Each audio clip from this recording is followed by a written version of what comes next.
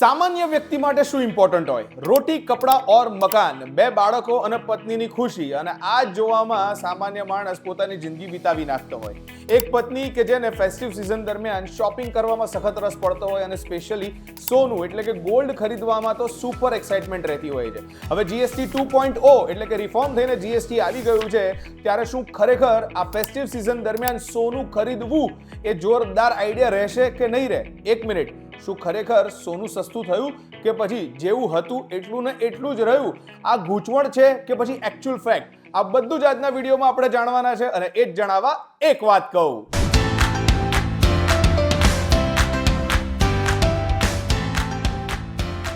Hello, નમસ્કાર, આવી ગયો છું ફરી એકવાર. મારું નામ છે રોકી, લઈને આજની એક વાત.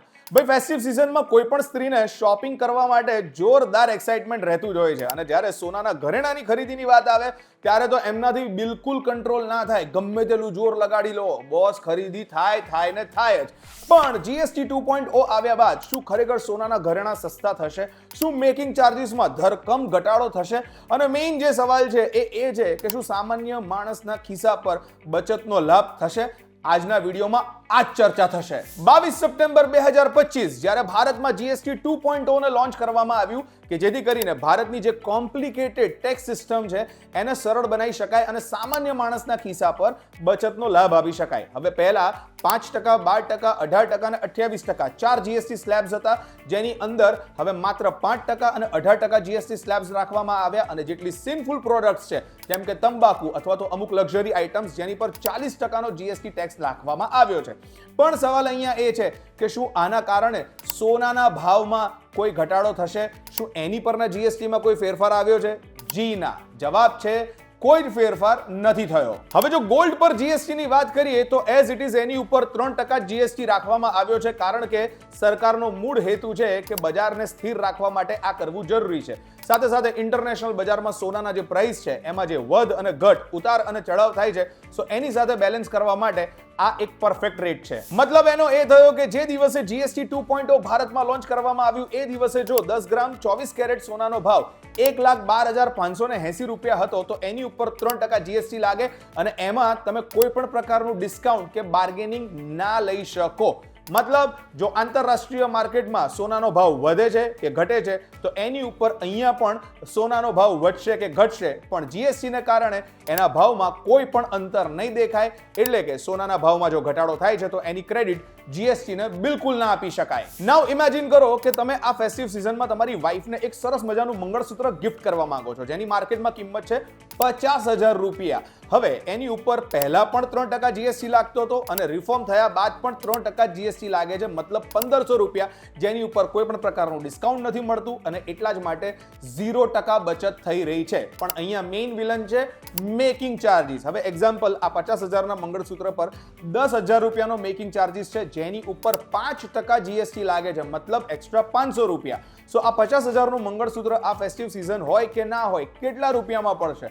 50,000 મૂળ કિંમત, 10,000 મેકિંગ ચાર્જીસ, 50,000 ઉપર 3% જીએસટી એટલે કે 1,500 રૂપિયા, અને 10,000 રૂપિયા પર 5% જીએસટી મતલબ 500 રૂપિયા.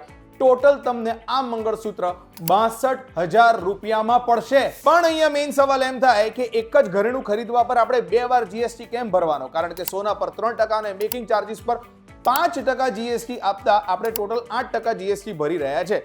તો ભાઈ, સરકારનું એવું કહેવું છે કે ભાઈ જેટલા કારીગરો કામ કરી રહ્યા છે એમનું રક્ષણ કરવા માટે અને એમને વધારે પૈસા કમાવા મળે એટલા માટે આ જીએસટી વસૂલવામાં આવે છે. પણ જો સામાન્ય વ્યક્તિની વાત કરીએ તો પહેલા પણ આપણને કોઈ રાહત નથી સોનું ખરીદવા પર, અને હવે પણ જીએસટીના કારણે કોઈ પણ પ્રકારની બચત કે રાહત નહીં મળે. મોરલ ઓફ ધ સ્ટોરી, જો ઇન્ટરનેશનલ માર્કેટમાં સોનાના પ્રાઇસીસ અપ જાય છે તો ડેફિનેટલી સોનું આપણને મોંઘું મળશે, અને જો ઉપરથી સસ્તા થાય છે તો ડેફિનેટલી આપણને સોનું સસ્તું મળશે. પણ જીએસટી 2.0 આવ્યા બાદ પણ જીએસટીના કારણે સોનાની ખરીદી પર કે મેકિંગ ચાર્જીસ ઉપર આપણને એટલે કે સામાન્ય માણસને કોઈ પણ પ્રકારની રાહત મળતી નથી, અને જેટલા પૈસા આપણે જીએસટીના પહેલા ચૂકવતા હતા એટલા જ આપણે ચૂકવવાના રહેશે. પણ હા, એ સિવાય જો જોવા જઈએ તો જીએસટી 2.0 માં સરકારે બીજી ઘણી બધી આઇટમ્સમાં ઘણા બધા ફેરફાર કર્યા છે અને નવા સ્લેબ્સ અપ્લાય કરીને લોકોને ફાયદો થાય એ પ્રકારની નીતિ અપનાવી છે.